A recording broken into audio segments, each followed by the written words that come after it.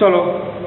फरी पाछो वराळ ए ની વાત પૂરી કરી જે મુખ્ય જે ઓરલી ચર્ચા કરતા વિશિષ્ટ લક્ષણોની હવે આપણે બોર્ડ પર એક એક લીટી કોઈક વસ્તુ રહી જાય તેની કન્ફર્મ કરી દઈએ ને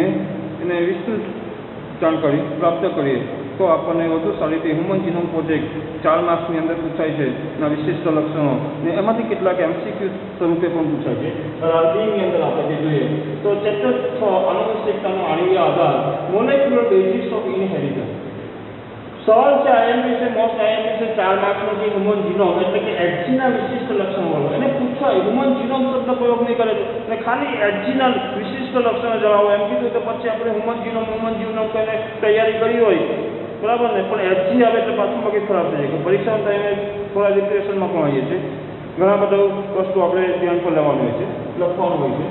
तो एचजी ना विशिष्ट लक्षण એટલે કે અત્યારથી આપણે થોડું એની પ્રેક્ટિસ કરતા જઈએ ટૂંકા સવાલ કેવી રીતે પૂછાય છે લાંબા સવાલો કેવી રીતે પૂછાય છે બીજી કઈ રીતે પૂછાય છે તે જોઈએ હ્યુમન જીનોમમાં 3164.7 મિલિયન બેઝ જોડ ધરાવે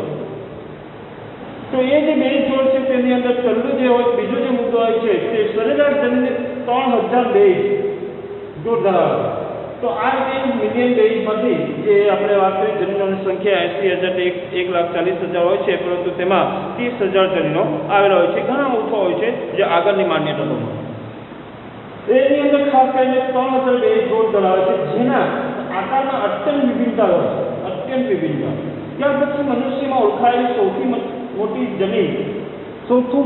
મોટું જનીન જે છે તેને ડિસ્ટ્રોફેની જે મેં તમને આગળ બોલવાની વાત કરી વરાળ એથીના લેક્ચરની અંદર તો ડિસ્ટ્રોફેની શબ્દ યાદ કોણ છે એ 2.5 મિલિયન બેઝ ધરાવે છે તો બે રીતે એ સવાલ પૂછે 2.4 મિલિયન બેઝનો જવાબ માંગેલો હોય અથવા તો એ જે છે સૌથી મોટું જનીન કયું તો એ ડિસ્ટ્રોફેની તો બે રીતે સવાલ પૂછાતો હોય છે તો એ બંને શબ્દ યાદ રાખવાનું 2.4 મિલિયન બેઝ ને ડિસ્ટ્રોફેની બે શબ્દ યાદ ધરાવે છે જનીનની સંખ્યા 30,000 મનુષ્યની અંદર જે હવે નક્કી થયું છે હ્યુમન જીનોમ પ્રોજેક્ટ જે ગયા લેક્ચરની આપણે લાસ્ટ લેક્ચરની અંદર જોઈએ છીએ જે પહેલાની ધારણા પ્રમાણે 80,000 થી 1,40,000 જનીનથી ઘણી ઓછી છે જેમ ડીએનએ આનુવંશિક દ્રવ્ય છે એ આપણે જાણતા નહીં હતા પહેલાં આપણે એવું કહેતા હતા કે પ્રોટીન આનુવંશિક દ્રવ્ય છે પછી આરએનએ આનુવંશિક દ્રવ્ય છે ત્યાર પછી આપણે એવું નક્કી કર્યું ગ્રિફિથના પ્રયોગોને પેલા જે હર્શી અને ચેઝના પ્રયોગોને આધારે ડીએનએ આનુવંશિક દ્રવ્ય છે એવરી મેક્રોવિડ મેકાર્થીના વૈજ્ઞાનિકોની વાતો કરી તો હવે એ જ રીતે અહીંયા પણ જે હોય છે તે પહેલાંની ધારણા પ્રમાણે એ 80,000 થી 1,40,000 જનીનો હતા પરંતુ હાલમાં આપણે હ્યુમન જીનોમ પ્રોજેક્ટના આધારે નક્કી કરી શકીએ કે 30,000 જનીનો ધરાવે છે તે ઘણી ઓછી સંખ્યા છે લગભગ બધા જનીનો 90.99% ન્યુક્લિયોટાઇડ બેઝ બધા મનુષ્યમાં એક સમાન બાકીના 0.01% તે જુદા પણ ધરાવે છે વિવિધતા ધરાવે શોધ કરેલા જનીનોમાંથી એટલે કે 30,000 જનીનોમાંથી 50% જનીનો કાર્ય માટેની માહિતી આપણે મેળવી શક્યા નથી એટલે કે 50%ની માહિતી આપણને મળી છે ને તેનો આપણે ઉપયોગ કરીએ છીએ વિવિધ રોગો માટે પર્યાવરણ માટે કૃષિ માટે તો એ વાત છે જે આપણે ઓરલી વાત કરી જે આપણે હતી તો એ ન્યુક્લિયોટાઇડ બેઝના બધા મનુષ્યને એક સમાન છે તેની વાત થઈ ગઈ 50% જનીનો કાર્ય માટેની માહિતી મેળવી શકાય નથી ત્યાર પછી મોસ્ટ આઈએમપી એમસીક્યુની વાત કરીએ પ્રોટીન સંશ્લેષણની અંદર કામ કરતા જે જનીનો છે સંકેત કરતા જનીનો એ 2%થી ઓછા હોય 2% એટલે કે 30,000 જનીનો છે તેના 2%થી ઓછા જનીનો પ્રોટીન સંશ્લેષણ કરે છે બાકીના જનીનો બીજા કાર્ય કરે છે બાકીના જનીનો કેટલાક એ એમને કાર્યવિહીન પણ હોય છે ત્યાર પછી આપણે જોઈએ હ્યુમન જીનોમના મોટા ભાગ પુનરાવર્તિત ક્રમથી બનેલો છે પુનરાવર્તિત ક્રમો ડીએનએના વિસ્તરણ ભાગ છે જે ક્યારેક 100,000 વખત પુનરાવર્તિત થાય છે અહીંયા મેં કીધું 100,000 વખત પુનરાવર્તિત થાય છે તેનો મતલબ શું કે નાઇટ્રોજન બેઝ જે છે જે મિથોનાઇન છે એવું છે ઉદાહરણ તરીકે લઈએ તો એવું 100,000 વખત પણ હોઈ શકે છે અથવા તો એક પણ હોય છે મિથોનિન એ પ્રારંભિક સંકેત તરીકે કામ કરે છે તો તેવી રીતે વેલાઇન હોય છે સેરાઇન હોય છે એ બધા એમિનો એસિડ જે હોય છે એના જે ન્યુક્લિયોટાઇડનો ક્રમ હોય છે તે VNTR તરીકે ઓળખાય છે તે નેક્સ્ટ લેક્ચરમાં જોઈશું તો એ જે હોય છે તે મોટે ભાગે પુનરાવર્તિત ક્રમથી બનેલો હોય છે પુનરાવર્તિત ક્રમો ડીએનએના વિસ્તરણનો ભાગ જે છે તે ક્યારેક 100,000 વખત પુનરાવર્તિત થાય છે તેનો સીધો સાંકેતિક કાર્યમાં સંબંધ નથી પરંતુ તેના દ્વારા રંગસૂત્રોની રચના ગતિકી અને વિકાસ વિશે જાણકારી મેળવી શકાય પ્રથમ રંગસૂત્ર સૌથી વધુ જનીનો જે વાત કરી મેં તે 2959 હોય છે, એટલે કે 45 રંગસૂત્રો X પ્રકારના હોય છે અને 1 રંગસૂત્રો Y પ્રકારનું હોય છે, લિંગી રંગસૂત્રો. એની જે સંખ્યા છે 231 હોય છે. તો 2959 એ પેલા X રંગસૂત્ર તરીકે એક રંગસૂત્ર સૌથી વધુ જનીનો હોય છે, પ્રથમ રંગસૂત્રો જેને X કહે છે, અને Y સૌથી ઓછા 231 જનીનો ધરાવે છે. તો આ રીતે આપણે રંગસૂત્રોની અંદર જે જોડ છે 23 જોડ, તેની અંદર જનીનોની સંખ્યા કેટલી છે 2959 તે X એ એક રંગસૂત્ર માટે અને બીજા રંગસૂત્રો માટે એ 231 છે. હવે આપણે જોઈએ તો મનુષ્યમાં વૈજ્ઞાનિકો લગભગ 1.4 મિલિયન સ્થાનો પર એકલ બેઝ ડીએનએ તફાવત જેને SNP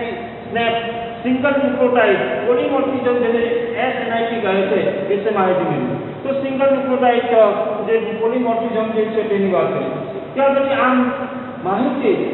રંગસૂત્રોમાં એ સ્થાનો જે રોગ સાથે સંકળાયેલ ક્રમ અને માનવ ઇતિહાસ વિશે તપાસ કરવામાં પણ મળ્યું. માનવ ઇતિહાસની અથવા રોગોની માહિતી મેળવવા માટે કોઈ એના સ્થાનો ઉપરથી આપણે નક્કી કરી શકીએ.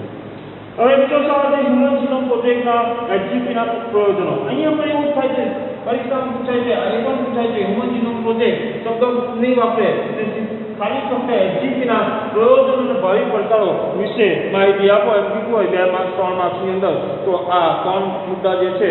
તેની ચર્ચા કરીએ. તેની ઉપયોગમાં કેવી રીતે આવે ભવિષ્યમાં કોરોના કાળની અંદર પણ એ જે આપણે ઓરલી વાત કરી તેની વાત. તો ડીએનએ અનુક્રમો દ્વારા મેળવાયેલી જાણકારી સંશોધનોથી જૈવિક તંત્રને સમજવામાં ખૂબ અનુકૂળતા થઈ. જૈવિક તંત્રને સમજવું, જૈવિક તંત્ર એટલે કે આપણા શરીરની અંદર જે બધી જૈવિક ક્રિયાઓ થાય છે તે અથવા બીજા એકકોષી સજીવોની અંદર, બહુકોષી સજીવોની અંદર, વનસ્પતિઓ અને પ્રાણીઓની અંદર કેવી રીતે એ જૈવિક તંત્ર કાર્ય કરે છે તેની માહિતી આપણે વધુ અનુકૂળતાથી સરળતાથી પ્રાપ્ત કરીશું. આ વિકાસ કાર્ય માટે સાર્વજનિક પ્રાઇવેટ સેક્ટરમાં વિવિધ ક્ષેત્રોને વિશિષ્ટ ક્ષેત્રોને સર્જનાત્મક અને કૌશલ્યનો ઉપયોગ કરી શકાય છે. તે કોરોના કાળમાં એક છે વાયરસ એટલે આરએનએ પાછો ઘણો ટૂંકો આરએનએ હોય છે. એની અંદર ન્યુક્લિયોટાઇડ બેઝનો ક્રમ અનુક્રમ નંબર જાણીને એ કયા આધારે એ આપણા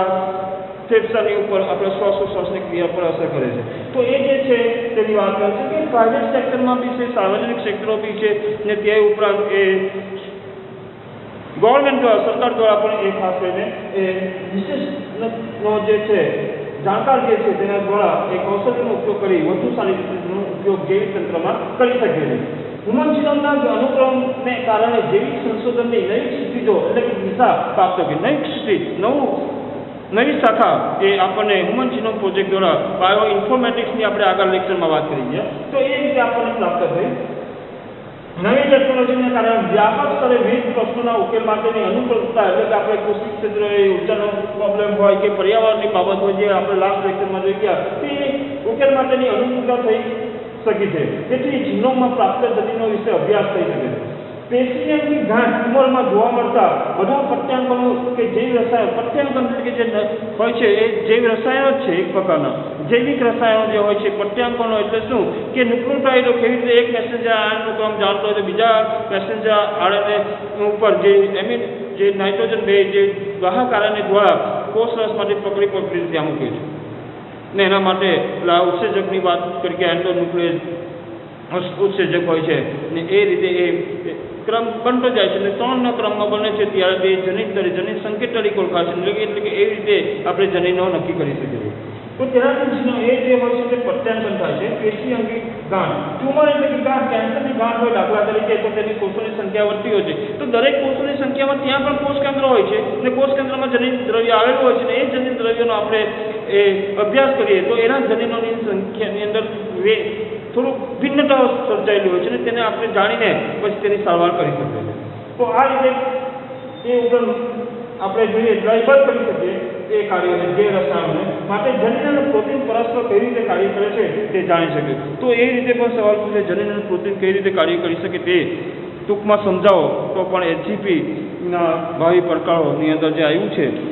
આપણે વાતો કરી તેના વિશે આપણે લખી શકીએ. તો છેલ્લી લીટી મેં ખાસ ધ્યાન પર લેવાની વાત કરેલી તો ધ્યાન પર લેજો. અહીંયા હવે આપણે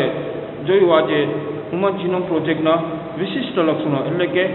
HGના વિશિષ્ટ લક્ષણો. ગઈકાલે આપણે હ્યુમન જીનોમના આપણે કાર્યપ્રણાલી જોયેલી હવે આપણે આવતીકાલે એટલે કે નેક્સ્ટ લેક્ચરની અંદર